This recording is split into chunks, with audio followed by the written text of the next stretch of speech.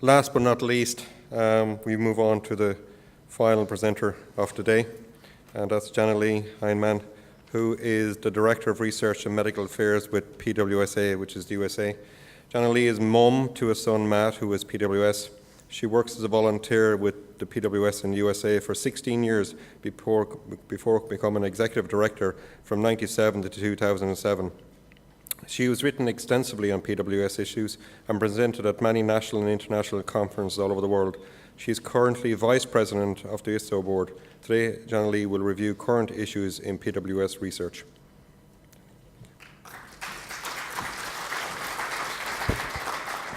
Thank you. Our son, Matt, Matt's my stepson. I've raised him since age 6. He's been rescued by research and education. Certainly education back then, mainly. As you can see, Matt was extremely obese, and when I came into his life, and there wasn't really much available. I could find 2 paragraphs in a medical journal. So we got involved with the early years of the organizations in the PWSAI USA, and through research and with growth hormone too, he was on the early studies. He's really been able to have a quality life that's made a big difference. But as I think the one mother pointed out here, I think it's important to note that the food control is not just to keep them slim, it's for their own security. When we went to our first conference, which was the second conference ever in the association, we realized we had to come home and lock up food because Matt was pretty food driven, and we felt terrible, but he thanked us. He said, you know, I can't help but my hand, I try, but my hand reaches in the refrigerator and I can't stop it. So it relieved him tremendously to not have that stress of food being available to sneak. So I think it's our sadness more than their sadness. So now as we've mentioned several times, I'm not going to spend real time on growth hormone. It's now the standard of care in Prader-Willi syndrome, and we have a new generation of kids looking entirely different than our generation of kids did out there. Really, I could show you a dozen pictures of children with the syndrome and their siblings, and you'd never be able to tell who had the syndrome and who didn't, with many of them. And as we've mentioned, growth hormone therapy has been proven to do a lot of things with, and I'm not going to go through all these again because they've been discussed, and I'm sure you want to get out of here, so, and hear Giorgio sing. But I think it's, important to note that it's been the drug that's made the difference in our kids' lives at this point. The picture on the bottom, our son started on one of the first studies of growth hormone. It's Matt in the white shorts. And of course, we had the early education too, but you can tell the difference in Matt and his other friends who did not have those advantages, the dramatic difference it can make. But Susie mentioned we haven't really proven it yet, but the Dutch study on 50 prepubertal children aged 3.5 to 14 were studied.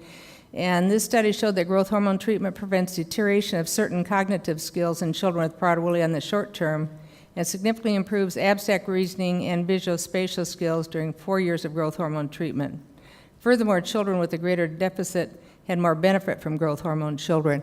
So, there is some studies coming out, I think, that are showing the benefit. Of course, I think one of the benefits is just being able to be more active very early and more stimulated, I think makes a difference too for them. So what's our next focus? Now that we've got growth hormone, we know that it works. And when I say we have it in the US, you have it in Ireland, but there are many, many countries that's not an option for yet. There are more countries that it's not an option for than there is. So we have to appreciate that too. So it's not the answer for everybody. But fortunately for our countries, that is an option. So really now the next big focus is controlling the hyperphagia, which is the uncontrollable drive to eat, and the obesity. And fortunately for us, more and more researchers are seeing Prader-Willi as the window of opportunity for researchers in our country under the Orphan Drug Act. And there's a big push to find the magic drug for obesity with all the concern about obesity, not just in the US, but around the world. There's a lot more emphasis with drug companies at trying to find the drugs that make a difference. And they are seeing Prader-Willi as the window of opportunity, not just because our kids have the most dramatic hyperphagia, but because they can get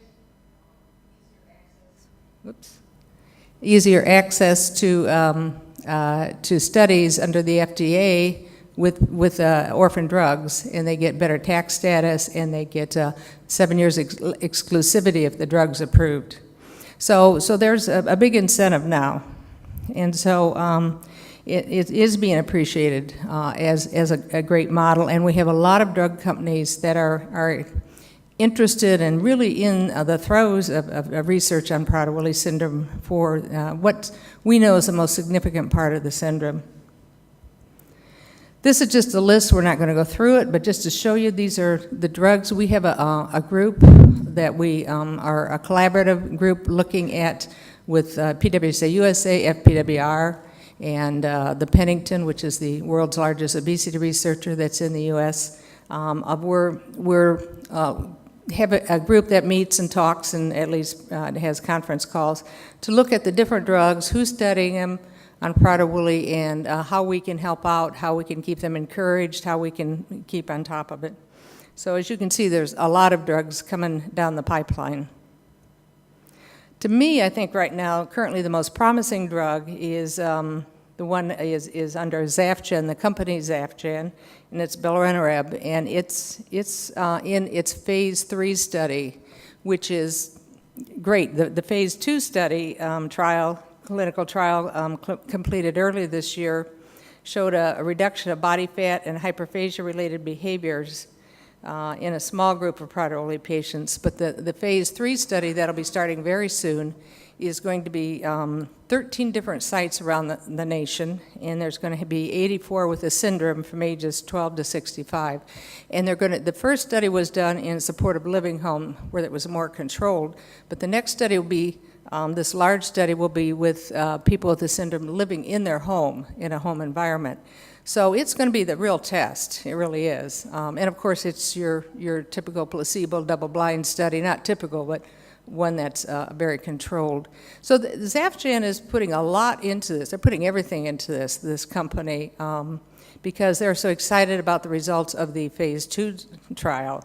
So I think it really has a strong chance of being very helpful.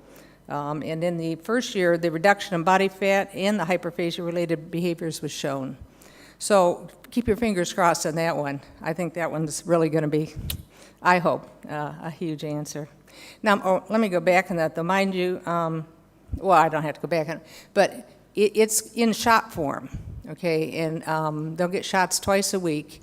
And they were concerned, well, is that going to be a problem? I said, oh, heck no, our kids are, high pain threshold. They're used to shots with growth hormone. But to make it easier, they're going to have a nurse go to the homes of all of these 84 people and give them their shots twice a week. So again, it's very expensive for Zafgen to pull this clinical trial off. And the nice thing is that we can work with drug companies.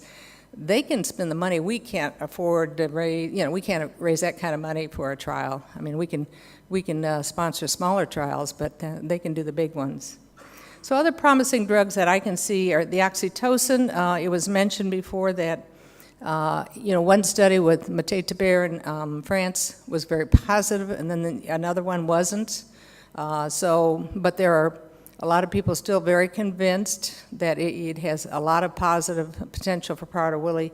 So there's going to be multiple sites doing the oxytocin study, including one we're sponsoring that's a multi-site. Multiple universities are going to be involved with it. And so in the next year, we should have some answers on that. And that really is appeared to be, at least in the early study, shown to help behavior and appetite. And some parents who are using it unofficially, which you probably shouldn't do, but I have anecdotally said that they've had some real encouraging results with it. Carbetocin with Ferring, I think, is the next one coming down, too. I'll be meeting with them in a week, and they're into potentially a phase 3 trial, which I can't talk about because I'm under a confidentiality agreement, and they'd shoot me if I tell you. So, but that looks really encouraging, too, for appetite. And then there's Qsymia, which is with Vivus. It's approved by the FDA already.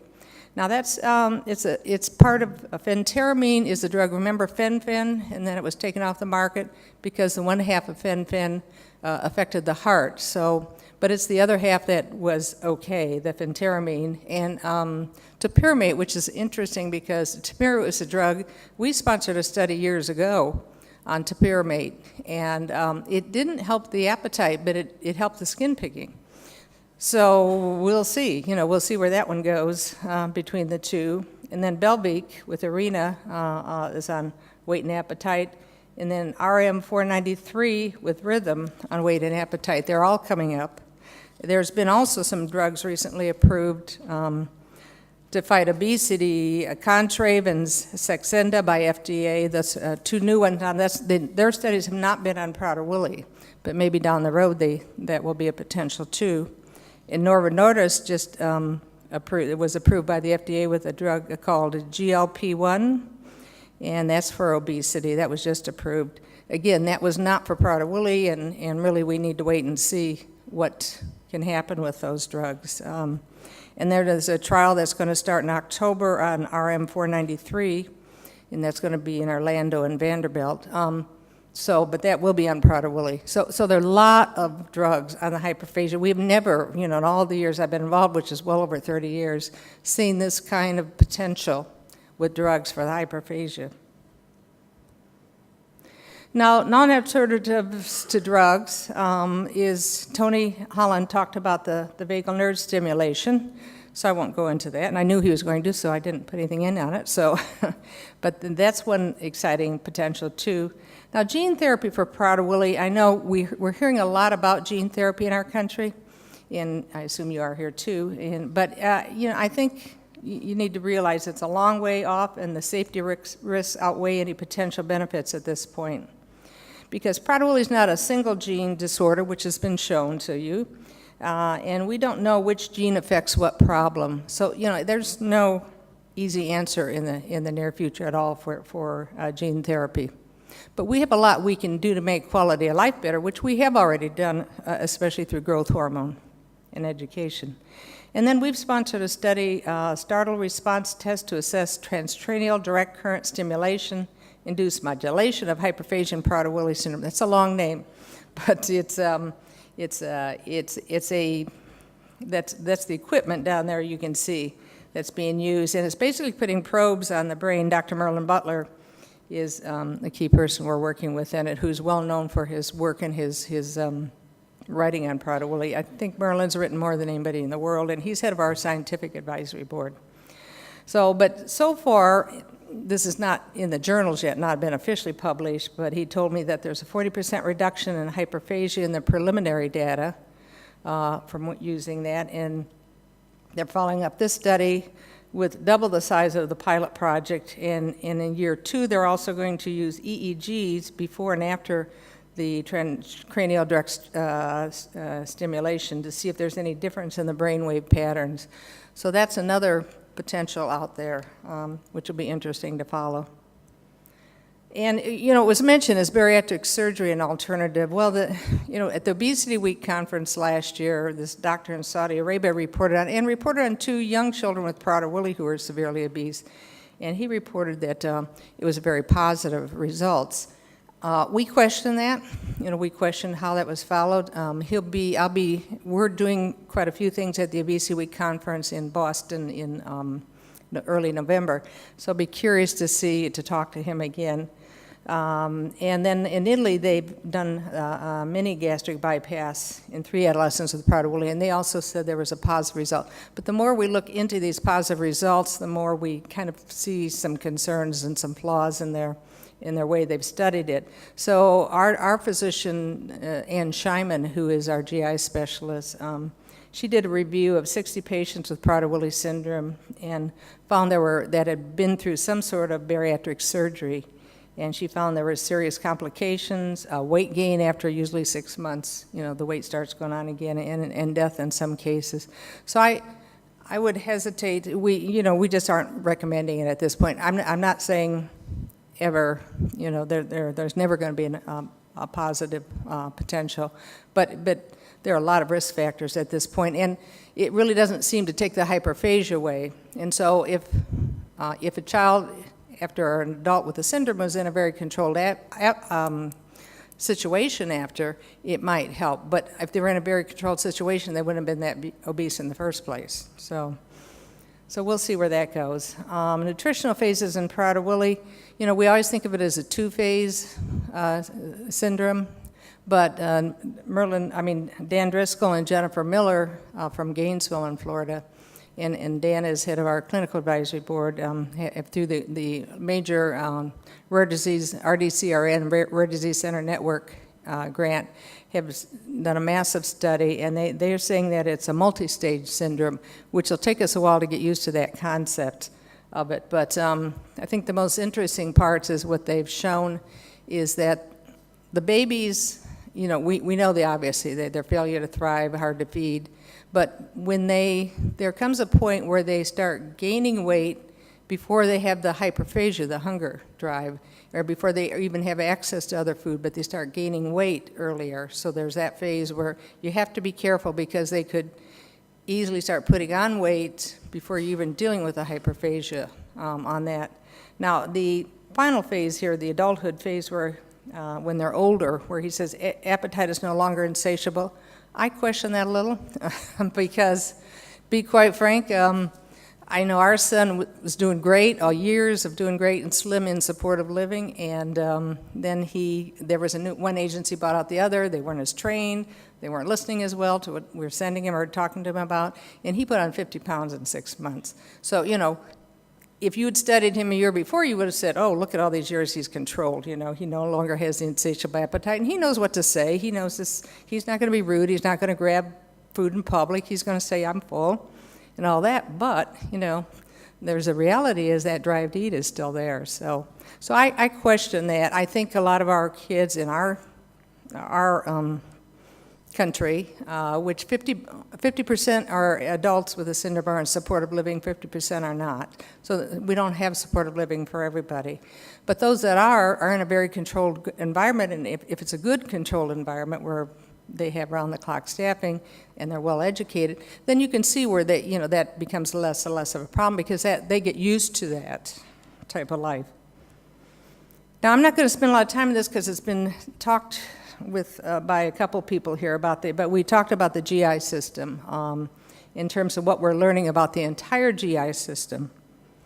And we just sponsored a study, a swallowing study by Dr. Chirpies and Gross, where preliminary results have shown that participants have a significant amount of esophageal residue, but they thought the food all went down, creating a risk factor for aspiration and choking. So it's everything goes down slow from the esophagus, through the stomach, through the colon. So we're seeing it as a whole system problem, really. And this is just verification of the whole esophageal issue. In our study of death surveys, 39% of the families reported choking episodes, and 12 out of 152 Prader-Willi deaths were choking deaths. And those aren't infants or toddlers like in the normal population when a child chokes to death.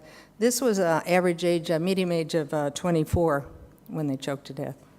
But of course, there are some scenarios where they're sneaking food, they're gulping it down quick because they're afraid they're going to get caught, and there's nobody there to rescue them. So you can see on top of the fact that food goes down the esophagus slowly, that's a real risk factor, and they're more likely to aspirate. So in the this is not the kids that died, but in another study we did with choking, 546 respondents, 93 had serious choking episodes, 50 had to have the Heimlich maneuver used on them, and some of the items they choked on were hot dogs, other meats, grapes, and hard candy. And the few kids, study was a little earlier, so we just had a kid who almost choked to death on marshmallows, and another one, some unusual things that you wouldn't think that would be such a risk issue. So we need to keep that in mind. And in the stomach, Dr. Scheiman, we've sponsored a study by Dr. Ann Scheiman, the GI specialist on our advisory board I mentioned. And as Susie mentioned, I probably just mentioned this morning, that the stomach, she's shown as thin-walled and doesn't produce a lot of fluid. They found that a significant number of people with Prader-Willi syndrome have slow stomach emptying, which is gastroparesis. And that's what we were talking about. I think what your child is dealing with is gastroparesis. We're seeing a lot of gastroparesis where they have the major stomach bloating. And it's not stomach perforation, but is that putting them at risk down the future, down the road? But they're very uncomfortable, they're miserable. And I think for me, the challenge is, we've been working so hard to get our kids slim. We put them on these diets with all this roughage, lettuce and carrots and whatnot. But if you have gastroparesis, you're supposed to be on a very diet, that's a lot of mush and like puddings and things that go down easy because they go through your system quicker. So we're kind of doing the opposite with the diet foods we give them sometimes with all this roughage. So what's the answer? I think that's something we got to look at in a study is what's really the right diet for these kids? Because if in the general population, if they have gastroparesis, they're put on a very soft diet. That's not typically what our kids are put on. So I think we've got to look at that further, and maybe that'll give us some answers. And we've had some of the kids that have died with the rupture that was well described, I think, were slim kids. These are two kids I personally knew who were slim. They just had one major eating binge. When they had stomach pain and vomiting, take them to the ER. Doctors in the ER aren't paying any attention to a kid who has stomach ache and pain and vomiting. They wouldn't even listen to our doctors, and in both cases, it was too late by the time they finally took it seriously and they died. So, unfortunately, we need to forewarn parents. On the other hand, we're scaring parents to death. I know I get calls all the time, every time a kid has a stomach ache. So, and our kids do get the flu and they do get stomach aches. So, but we just need to be cautious. And typically, it's a teen, a later teen, or adult who that happens with. But it does appear that there was more cases where they were obese and then became slimmer. They became slimmer because of external controls, not internal controls. And then they have an eating binge. They've got a smaller stomach, they got thin-walled stomach, they probably have a weak site from when they were obese, and then they're putting pressure, and that becomes necrotic and perforates. So the issue is, too, making sure doctors out there really take this seriously. And I've known for a long time that our kids have a serious problem with constipation, bowel impaction.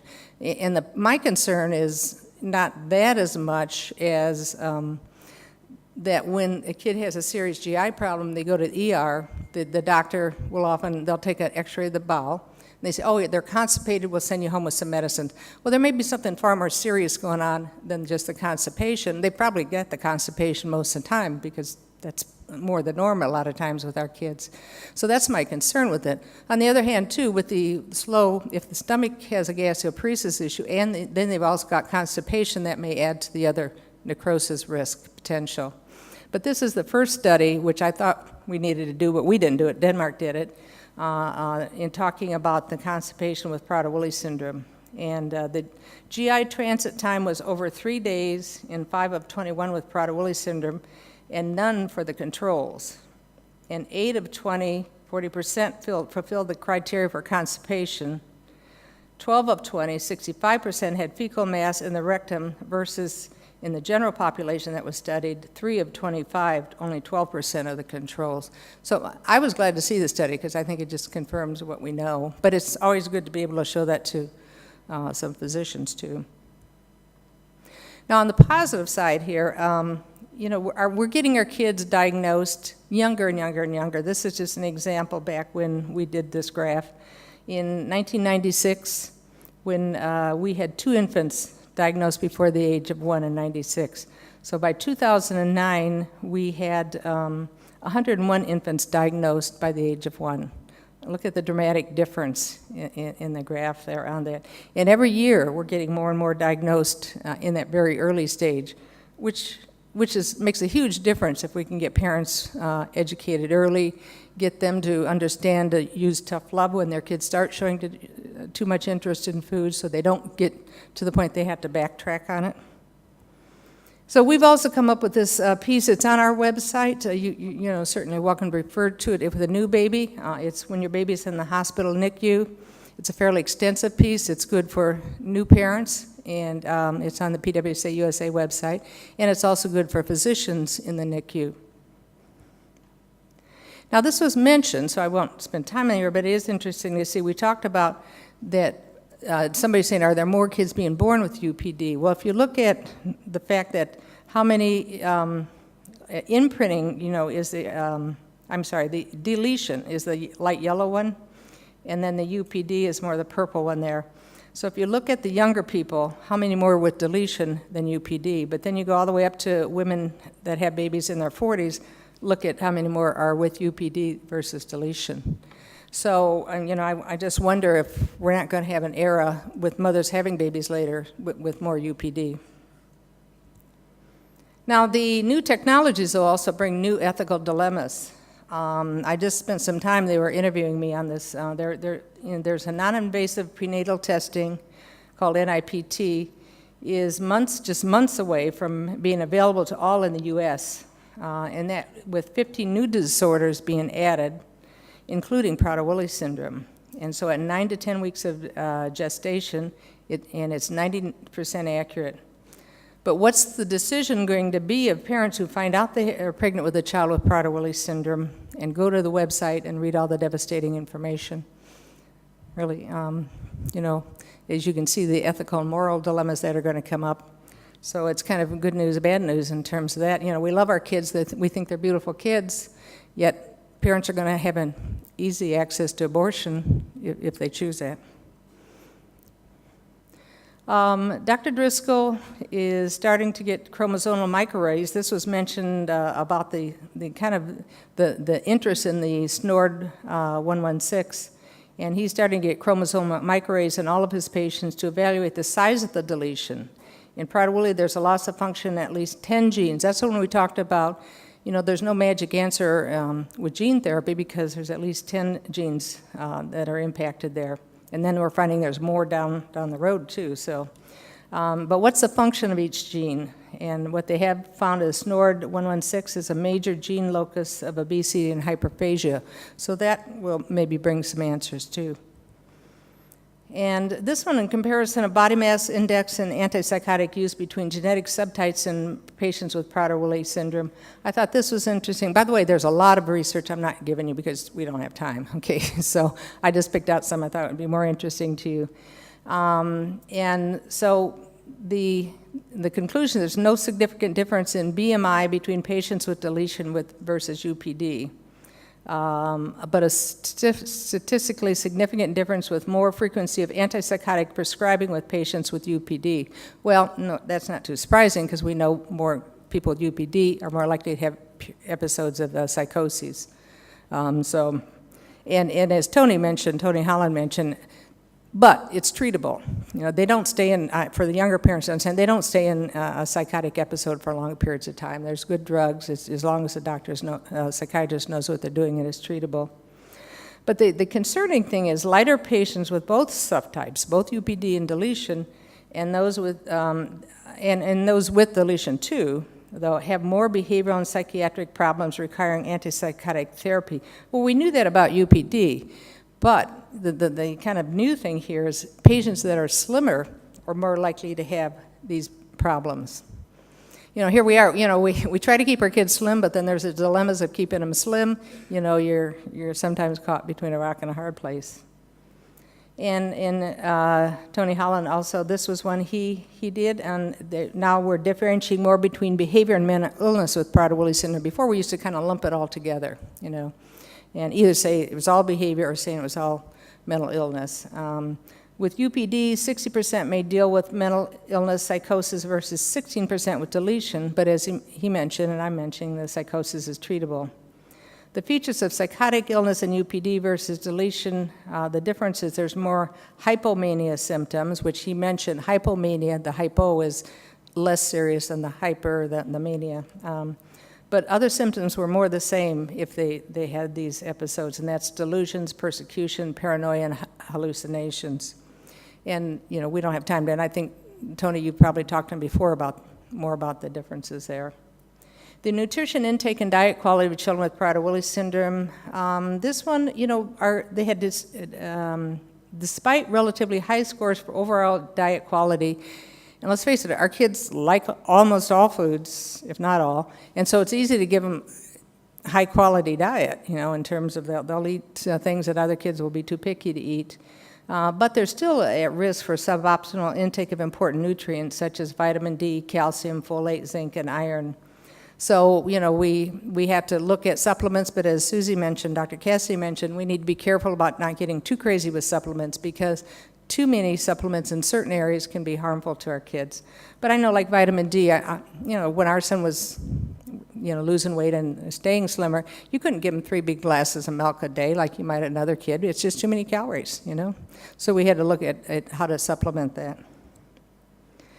And this one, the effect of atypical antipsychotic medications on body temperatures in patients with Prader-Willi syndrome. This is one with Greg Sherpes with the Children's Institute. The atypical antipsychotics are often prescribed to treat behavioral and psychiatric disorders with Prader-Willi. And one of the questions concerns was, our kids, when I say kids, it's kids of all ages, adults too, are more susceptible to hypothermia, where their body temperature can go dramatically low sometimes. In fact, I had asked the doctor who did the study on it, Gene Hancha, how low could it go before they die? Because, it scares hospitals sometimes when they see how dramatically low their temperatures can go. That's not everybody. It's usually somebody older with Prader-Willi is more susceptible to it. But we did have a recent death that was at least correlated to the hypothermia. And so, so the question is, do these antipsychotic meds have any impact? Because they, in the general population, they can create potentially some problems there. But in his study he didn't see any real correlation there. And they had a lot of patients to go back and look at the records with. But so to remind you, we got a lot to think about, a lot to worry about, but the reality is the thing that really most likely did and still does kill our children is obesity. It still kills, and with this, and Dr. Gurash talked about the all too familiar clinical picture of shortness of breath, decreasing physical activity, and leg swelling seen in morbidly obese persons with Prader-Willi syndrome is due to hypoventilation during sleep, leading eventually to respiratory failure with or without right heart failure. The onset may be rapid or slow, but it is always insidious, and it is initially unrecognized, and that's the important thing. It is often unrecognized at first. They can be a lot worse.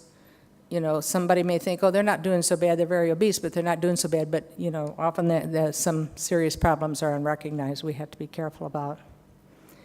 And again, this is just to show you, this is a study from our study of deaths at Morris Angulo. Dr. Angulo did the graphs, and how many still die of obesity-related causes in spite of all the education and all of the things we're doing.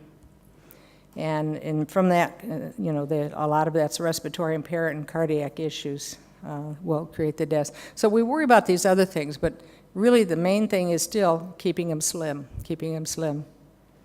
Now, the field of genetics is exploding. There's so much going on, is that you all get on the internet and your heads are exploding, right? So, because it's impossible to keep up with it almost, and it's certainly impossible to understand a lot of the genetics. So the parents' heads are exploding too. But I want to forewarn you as parents, know when to close the computer and be a family, that a child with a disability doesn't mean, it doesn't have to be a disabled marriage and a disabled family unless you get so consumed with that disability that it becomes your life. And you forget to be a family, you forget to have fun, you forget to go and do fun events together and just shut that computer. Or you're living on the internet at night on Facebook and blogging and obsessed with every research article comes out. And then you don't have a life outside of the syndrome, and that's not healthy for anybody. It's great that we can connect through Facebook and other means around the world nowadays, but it's not so good if that becomes your sole life and you get disassociated from your family and your child. We need research for supporting what we're doing in the U.S. is we're supporting 2 to 3 fellows a year for the last 5 years. And the reason is there's an estimated 3 times more clinical geneticists retiring than there are fellows in training for replacement. So we've got all this new genetic stuff coming up, all this new genetic information. We're getting all these babies tested early, and yet we're going to have a lot more geneticists, clinical geneticists, to follow them. So what's going to happen? So that's what we're trying to do, is encourage people to, to get into the field, to get interested in Prader-Willi. And so we must find a way to pass the torch of Prader-Willi research to this next generation, and clinical work, because we're going to be in trouble if not. Through IPSO, we're making progress and providing education around the world. George just talked about that. One thing is we've added is a provider board. We've got a board for working with providers and educating providers and finding out not just what works in U.S., but what works in Germany, what works in Ireland, what works in all the different countries. And so we've got that board from a multinational board, which is coming out with some information that's really helpful. Because I'll tell you, I was most impressed when I went to Germany and saw the 2 homes there by Hubert. Hubert's home is the most outstanding, and Norbert's is too. I mean, they're just amazing, amazing places. If you ever need to look at models, that's a wonderful place to go. And then we have the FamCare, because the truth is very few of our countries have the option of placement for their kids. And so that's where Giorgio kind of scolded us, and he rightfully should have, because he's saying, what about all of the parents who are dealing with adult kids at home? What are we doing for them? Well, he got us thinking, and we started FamCare, which is then to work on information for parents of adult children living at home. So that's another of our more recent goals. So together we're paving the way for this new generation. We got a lot of exciting things going on, a lot of things to keep an eye on. But remember, shut that computer when you need to. Okay, we'll keep you in touch. And I'm sure your association will too. Thank you.